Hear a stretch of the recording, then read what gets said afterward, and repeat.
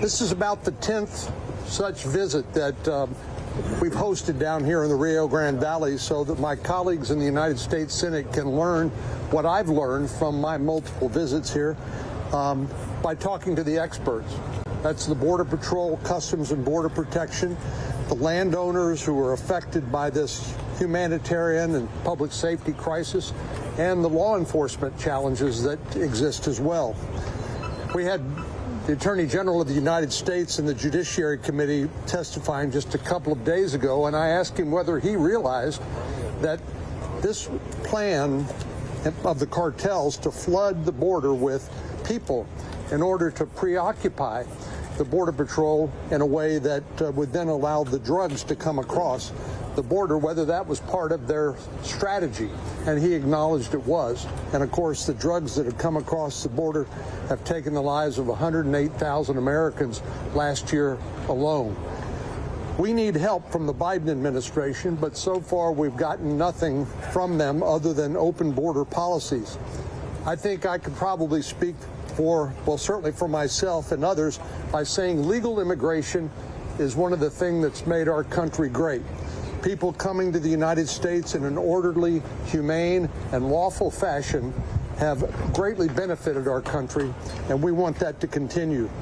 But to surrender control of that migration and the drugs that come along with it to the criminal cartels who care nothing about the people. All they want is the money. And they don't care whether it's drugs, smuggling people, sex slaves, involuntary servitude, forced working of migrants. They don't really care. All they care about is the money. So I want to thank my colleagues publicly here for taking the time to come here, and thank the community for being as welcoming as it always is. Let me turn it over to Senator Thune. Thanks, John. Thanks, Senator KOLN, for hosting us. My colleagues and I have had a great opportunity to see firsthand what our Border Patrol agents are dealing with on a daily basis. This is always an incredible learning experience, and I'm grateful for the Senator KOLN and our colleagues from Texas making it available to us on a regular basis. Let me just say, as somebody who doesn't represent a border state, that I think we all know now that every state is a border state. In Minnehaha County, which is our largest county in South Dakota, the drug overdoses were up 133% over where they were 5 years ago. And the sheriff in that county says 90% of the drugs that are coming into South Dakota are coming from the southern border. There was a huge bust up in the northeastern part of South Dakota just recently of fentanyl. Fentanyl, we all know, is incredibly deadly. 71,000 deaths last year as a result of that horrible drug. Again, a product of what's happening down here at the border. And I have to say that, at least in my view, the solutions seem really straightforward. And you kind of hear it and you talk to people who have the job every day of trying to keep a lot of the human trafficking and the drug trafficking and the weapons trafficking and the cartels and the smugglers at bay, and just say enforce the law. I mean, it's really fairly simple. Enforce the law, end catch and release, bring back the Remain in Mexico policy when it comes to dealing with asylum seekers, and finish building the wall. I mean, it's really that simple. And on that point, we heard something this morning that I thought was pretty astounding, and that is from the person who's in charge of the border for the state of Texas, has been trying to get the administration to allow them to take panels that are sitting here from the uncompleted wall, and to get federal easements to be able to complete the wall. And all they're meeting in Washington, D.C. is resistance. That's absolutely stunning. You can't even, the state of Texas can't even protect itself because they're, at war with the federal government. The other thing that I thought, the other data point this morning that I thought was pretty remarkable was the fact that in this last year, Chinese nationals coming across this sector of the border was up 488%. If that doesn't get the Biden administration's attention, I don't know what will. That is a really, really stunning number, and we all know an incredible national security threat. So I'm grateful to Border Patrol, the folks down here that work so hard, state of Texas, and others who have frontline responsibility for trying to police the border. But I want them to know that we're going to do everything we can to support them, because the stakes are incredibly high. When you have as many people dying from drug overdoses in this country as we do every year, and you've got literally a $13 billion industry across the border, there's a huge economy down here that needs to be shut down, and you've got an administration in Washington, D.C. that's turned a deaf ear and a blind eye, and honestly has just been missing in action when it comes to the important work that needs to be done here to protect people not only in this area but all across the country. So I'm thankful for the opportunity to be here, and going to double down my efforts along with those of my colleagues to try and make sure that the folks who have that job down here have what they need to get it done, irrespective of whether or not they feel supported by the current administration. Thank you very much, John, and well said.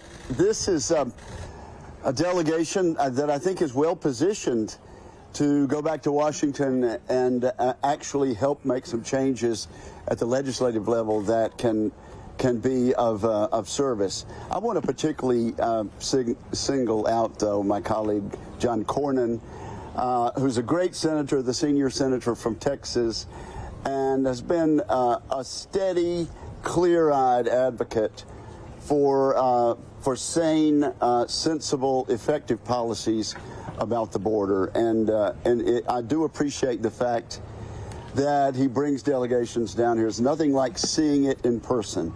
And really, this should be a bipartisan issue. And I hope we'll see more than just the trickle of our Democratic colleagues coming down and seeing for themselves. We saw a lot. We were out last night, I guess till 12:30 or 1, seeing would-be getaways captured and being apprehended right there at the wall. We talked to both state, local, and federal officials, hearing from them what we need to do.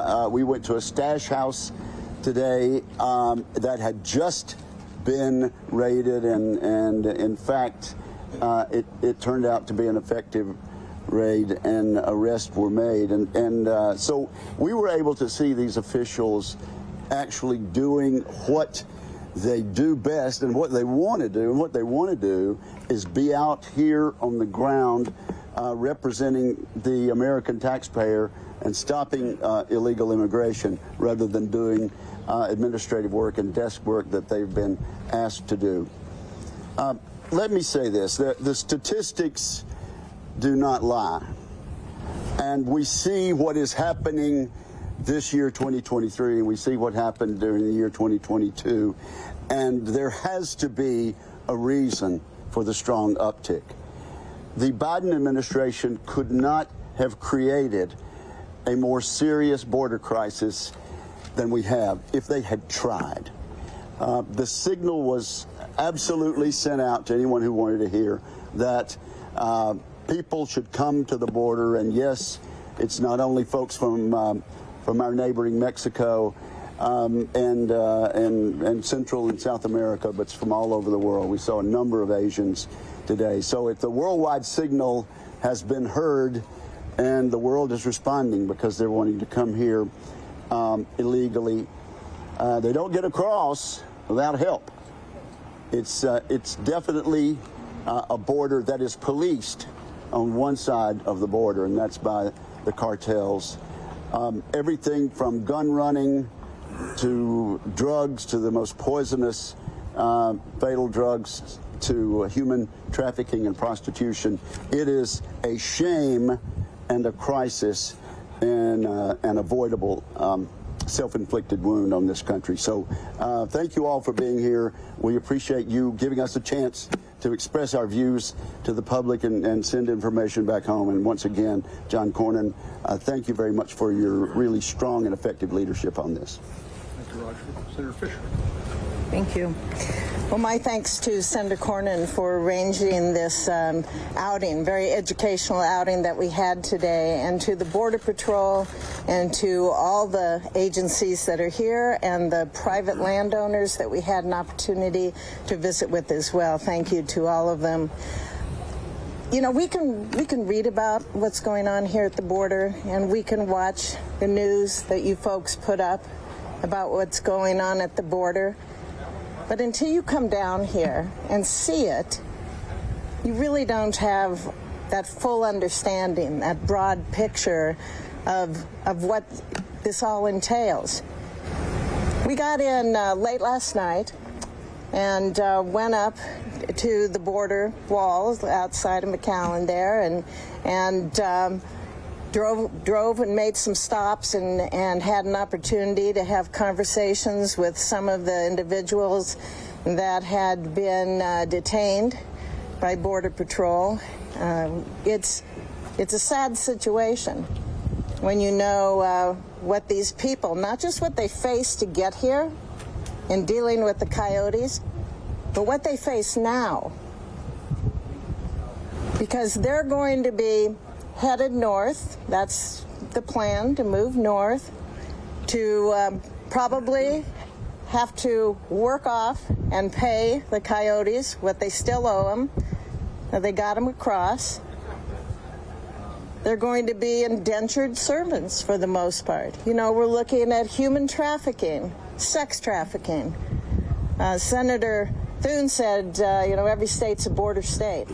Nebraska's a border state, because we've seen such an increase in fentanyl in the state of Nebraska, and that's just a recent example of what we're facing in the state of Nebraska. So I would urge the administration, especially President Biden. I would urge our border czar, Vice President Harris, to come down to the border, to talk to the people who work down here, to talk to the individuals that live down here. And I would hope they would do their job. I would hope that they would encourage the enforcement of the immigration laws that we have. I would hope that they would have an understanding that this is not only a humanitarian crisis, a crisis of illegal drugs. This is a national security crisis. I'm on the Armed Services Committee. Senator Wicker is the ranking member on the Armed Services Committee. And this is a national security crisis. We need to know who's coming into our country. We need to control it. You can get a tactical nuclear warhead in a backpack, but yet there is no security on the southern border of the United States of America. That should be laid at the doorstep of the White House and the administration. This is a dangerous situation. This is a chaotic situation. And it's time to at least get some kind of recognition from the Biden administration that they have an understanding of that, and that they are willing to reach out to Republicans to find some solutions. So thank you, Senator Cornyn. Thank you to our hosts who showed us a stash house and processing centers, and we even had a horse ride and a boat ride here on the river. But I thank them all for their courage every single day in protecting this country. Thank you, Senator Britt. First, I'd like to thank Senator Cornyn for bringing us here today. Obviously, his continued leadership on this issue, bringing firsthand knowledge and bringing his colleagues to be able to see all of this up close and personal. As Senator Fischer said, it's one thing to hear about it, it's another thing to see it. And I urge President Biden to come down and truly see it. In his first 2 years of his presidency, he spent only 3 hours here. In the first 2 months that I've been sworn into office, I've been here 3 times. That's because I know that this is one of the greatest crises facing our nation. It is not only a humanitarian crisis, it's a national security crisis. It's both.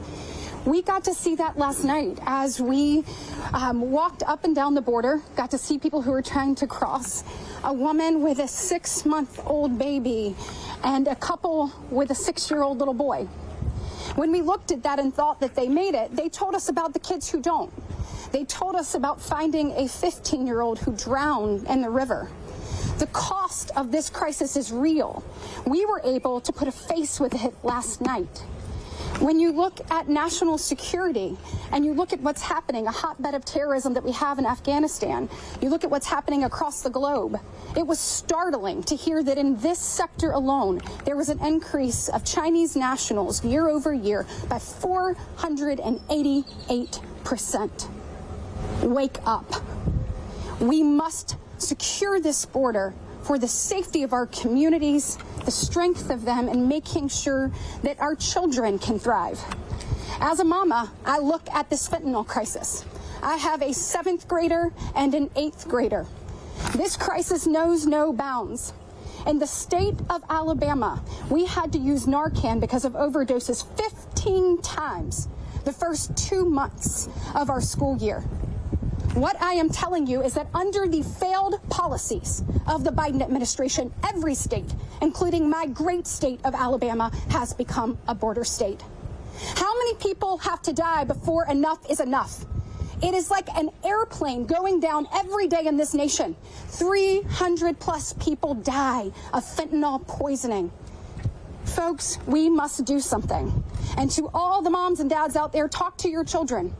Because what is happening with China sending things to Mexico, it coming across our border, this fentanyl and this poison infiltrating our entire nation, someone can think they are taking one pill, but yet it is laced with something else. And then we no longer have the opportunity to watch them thrive. So thank you, Senator Cornyn. Thank you to my colleagues. Look forward to continuing to make this a priority. And we encourage the Biden administration, Vice President Harris, and our Democratic colleagues to come down and see this firsthand as well. Thank you. Senator Ricketts. Well, thank you, Senator Cornyn and the Customs and Border Patrol who hosted us on this visit to find out more about what's going on here in the southern border. And I want to reiterate, it's a common theme you've heard from everybody, that every state is a border state. This is not my first trip to the border. I was previously governor of Nebraska. And we saw the effects of this undefended border in our state. Under the Biden administration, the amount of cocaine, fentanyl, and methamphetamine have been going up 2, 3, 5 times what was confiscated by our Nebraska State Patrol. The Omaha DEA saw tens of thousands, hundreds of thousands of counterfeit pills laced with fentanyl. And to Senator Britt's point, it has an impact in our state as well. Taryn Lee Griffin was a young mom at 2. She took a pill she thought was Percocet, but it was laced with fentanyl. And she overdosed and died. And that young life was cut off. That's the cost of the Biden administration's failed policies here at the border. January alone, 1,400 pounds of fentanyl has been confiscated, over 10,000 pounds of methamphetamine, over 156,000 people crossing the border illegally. That's just January. And the message here was, give us the resources and enforce the law. You don't need any new laws, just enforce the law that we have here today. Fentanyl is the leading cause of death for 18 to 45-year-olds in America. Think about that. Fentanyl that is coming across our border. This is preventable. It takes the Biden administration to take this seriously, to enforce our laws and secure the border. And we could start reducing these deaths. Those fentanyl deaths are up 94% because of the failed Biden policies. And the Chinese Communist Party is benefiting, not only by the increased Chinese nationals coming across the border, because they're selling the things that make the fentanyl and get it to our borders. This has got to stop. As governor, I was down here with my colleagues to be able to talk about a 10-point plan to reduce the amount of illegal immigration and to secure the border. I'm proud now to be in the U.S. Senate, to be able to work with my colleagues, to put the policies in place to hold the Biden administration accountable for their failures here and what it means to our country, and to try and stop all these deaths. Thank you all again for being here today. I very much appreciate it. With that, I'll turn it over to Senator Cornyn. Anybody have a question? Senator. Yes, ma'am. Senator, thanks for coming. Earlier this week, and you've said numerous times, it's going to take a bipartisan solution to fix the immigration situation. Why are there no Democrats with you today? Did you invite them? Well, about 6 weeks ago, I was with a bipartisan delegation in El Paso and in Yuma, Arizona. As I said, this is the 10th group of senators I've been with to come down to the Valley. And that same bipartisan group that visited El Paso and Yuma a few weeks ago is going to Mexico City on March the 19th to visit with President Lopez Obrador and to visit with the leadership there to see if there is something we can do together. The fact is, Mexico is our largest trading partner, and the healthier the economy in Mexico is, the better it is for the United States. But right now, the Mexican government is overwhelmed in terms of their ability to push back on the cartels that are controlling so much of the drug traffic and the human trafficking there. So I'll stand by my words. The most important to get something done, it is going to take a bipartisan solution, which means we need some help from President Biden and Vice President Harris. But we're here because we care, and we're all willing to pitch in and do our part. But in the end, it will take a bipartisan result. Senator, yes, what's your perception? Do you think Border Patrol is ready once Title 42 is no longer used? Well, Title 42, of course, is the public health title that implemented during COVID, and it is one of the tools that's important that Border Patrol has been able to use to turn back particularly adult males. As you know, some of the unaccompanied children and the families are exempted from that Title 42. The Biden administration has issued some new proposed rules that will go into effect in May, and we're looking at those very closely. But the problem is, as you've heard from my colleagues, we don't necessarily need any more laws or any more rules. What we need is the Biden administration's will to enforce the laws that are already on the books. There are procedures in place where our Border Patrol professionals can expedite the removal of people who have no legal right to come into the United States, and there are ways we could expedite the consideration of asylum claims without the terrible policies of catch and release, which do nothing but encourage more and more people to come because they know they're ultimately going to be successful under the current policies. So we're looking very closely at what the Biden administration has proposed, but I'm sorry to say that just passing some more rules is not going to be a substitute for the lack of will to actually enforce the law. Like the use of the CBP One app? Pardon me? Like the CBP One app? Well, that's one piece of it. If we can get people to come across the ports of entry rather than between the ports of entry, that would be a good thing. But there has to be some consequences associated with people trying to come through between the ports of entry and claiming asylum. Because right now, when they call home or when they watch on TV, they see that people doing that are successful in making their way into the interior of the United States.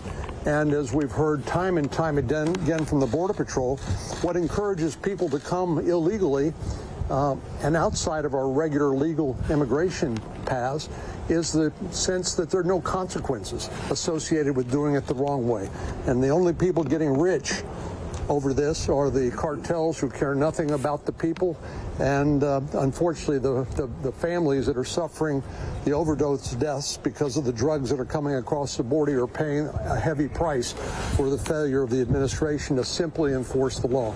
Senator Cornyn, you and Henry Cuellar and Cindy Gonzalez, in a bipartisan way, came up with some money, and now the state has matched that. So over the last 18 months, the Port Mansfield is now a deep water port.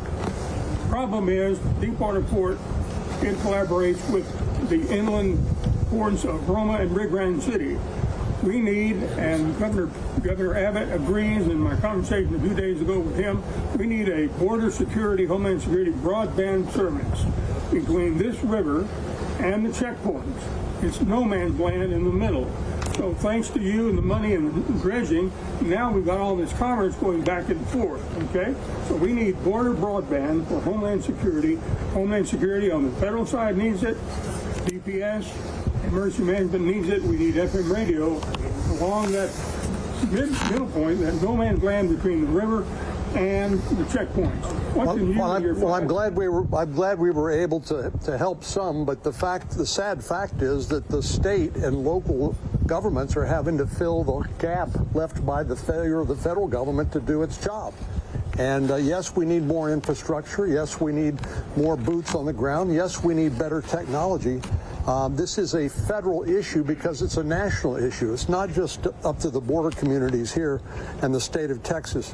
But I'm grateful to the Department of Public Safety and the Texas National Guard and to Governor Abbott and the state leadership for filling the gap left by the failures of the administration. But in the meantime, we'll try to do the best we can. Yes, sir. These Chinese that are coming over, the increase has been astounding, right? Are they being released or are they being deported? Because, you know, the tri-states are being deported. Everybody else is being deported. What's happening to these Chinese? Well, the truth is that, as I learned from the Yuma sector recently, that they're seeing people from 176 countries that speak 200 languages.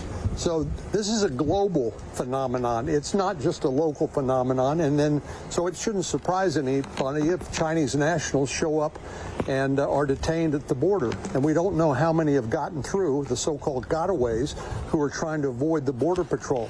So we don't really know what the scope of the problem is. But under current practices, if they claim asylum, then they're likely to be released into the interior of the United States with a notice to appear for a future court hearing. And the truth is, most of the times they don't show up. And so, as I said earlier, the Border Patrol has taught me an important lesson by saying there have to be consequences to doing it the wrong way. We want people to immigrate to the United States legally, but we don't know what the motivation of these folks are, what they are going to do once they make their way into our local communities, and that ought to be of concern to all of us. You've heard the words national security.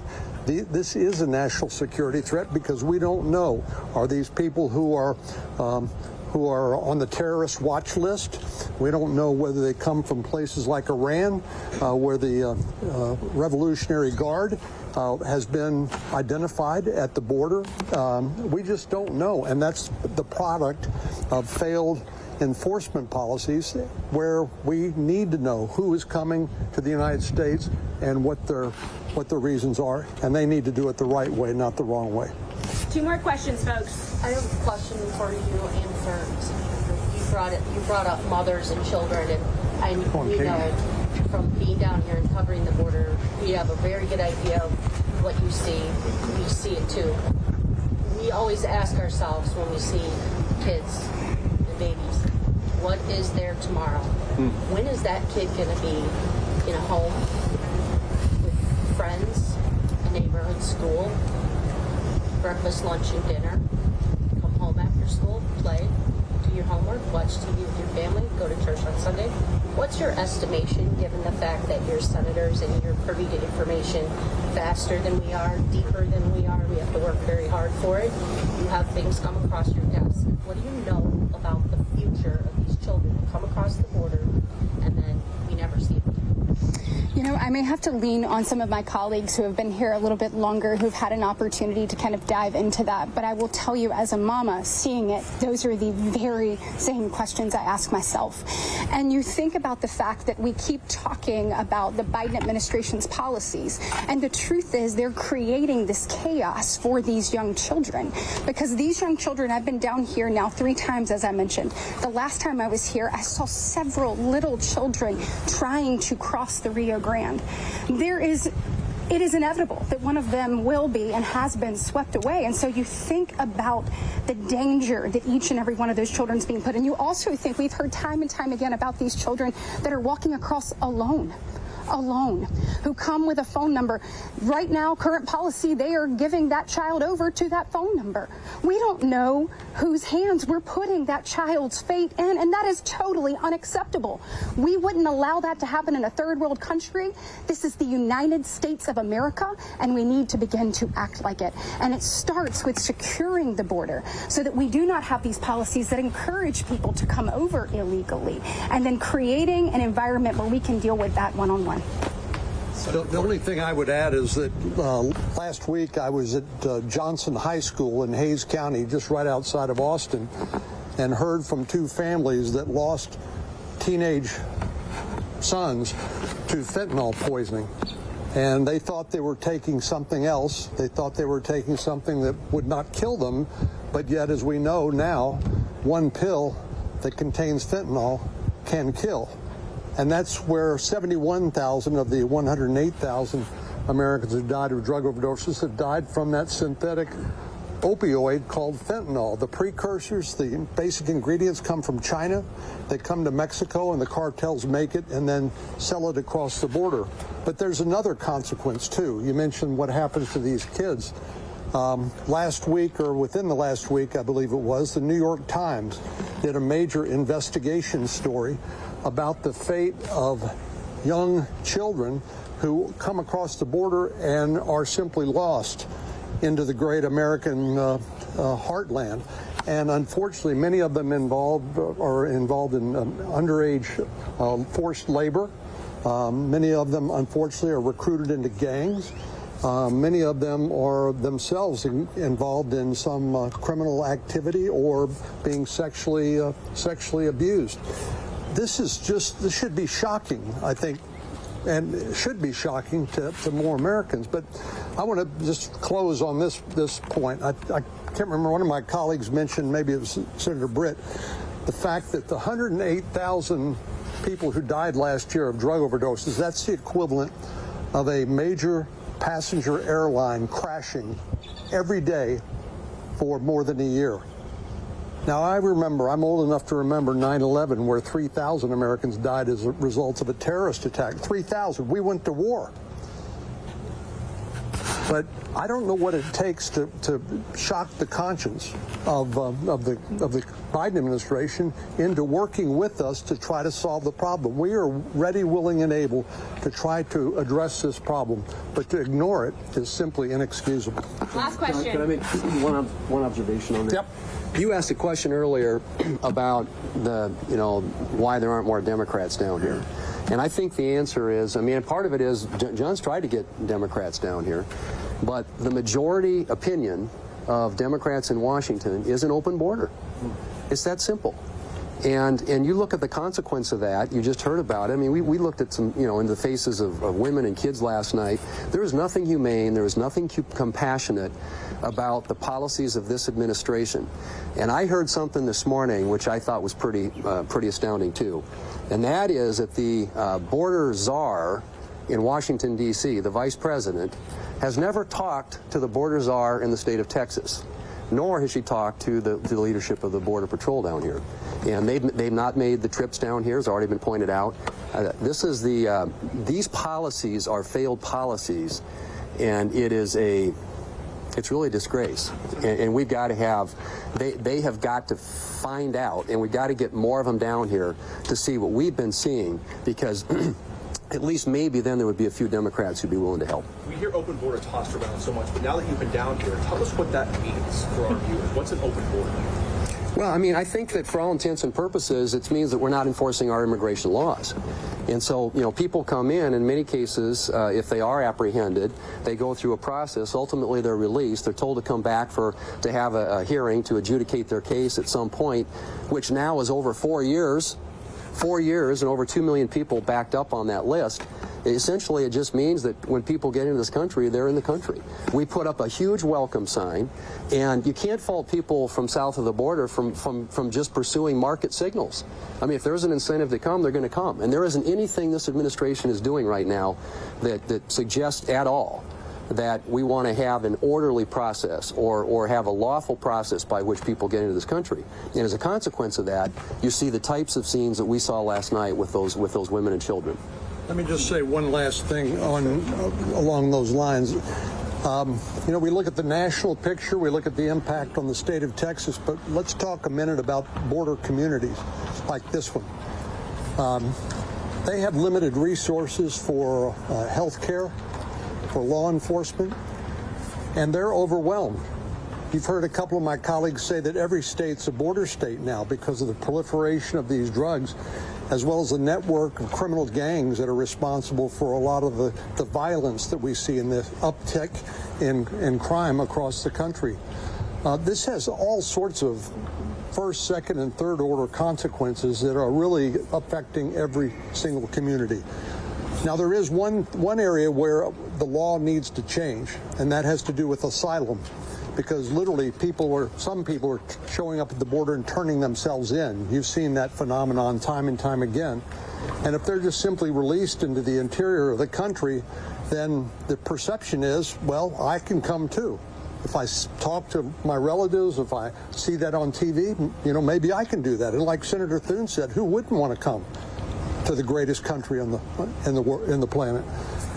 So we need to fix that policy.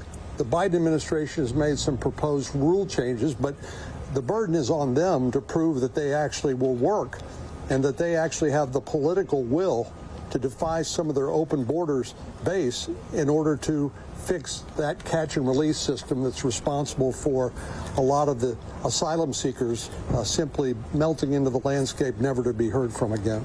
All right, thank you. That's all I've got time for today. If you have any follow-up questions, you can come find me. I'm happy to help.